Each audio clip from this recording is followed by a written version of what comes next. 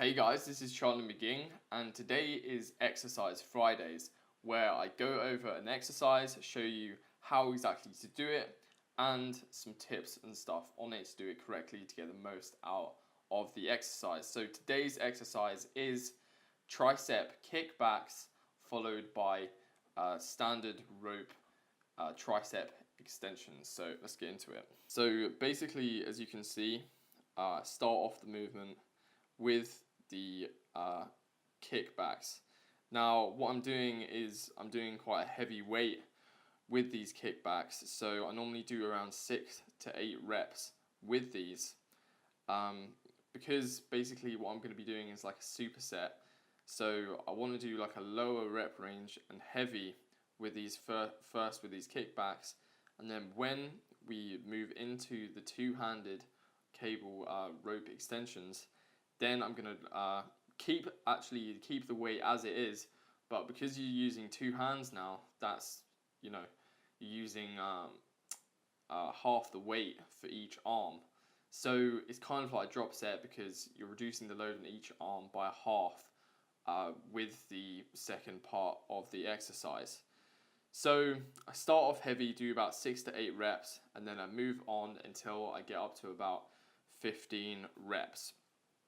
Now, as you can see, with the heavy tricep kickbacks, I'm using a big amount of weight, and I'm pulling the rope straight from the front, straight to the back. So there's no like turning of the wrist. The wrists stay straight, like a kind of hammer movement. And the reason I'm doing this is so I can focus the tension and the load on the inner and the middle head of the tricep.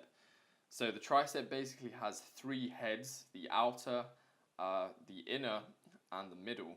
And if you're doing the normal tricep rope extensions with 2 hands and you're twisting it at the bottom, which you should be, you're mainly hitting the middle part of the tricep, the middle head, and the outer. So the inner part of the tricep actually rarely gets hit as hard as the other 2.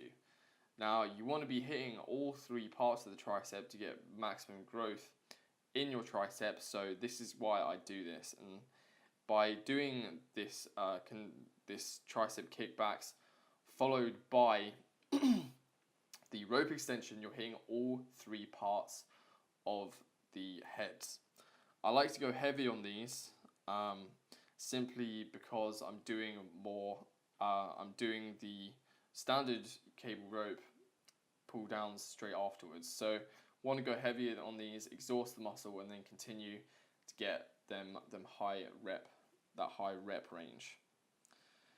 Now with this exercise, make sure you're pulling from all the way to the front to all the way to the back.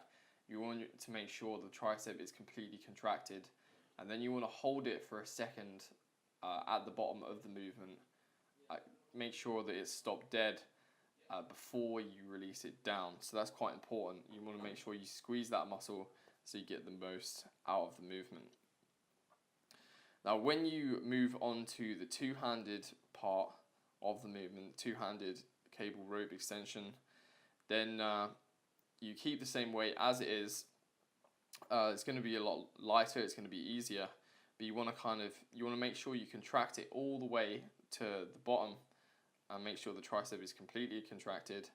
And then you want to make sure that you twist your wrist outwards at the bottom.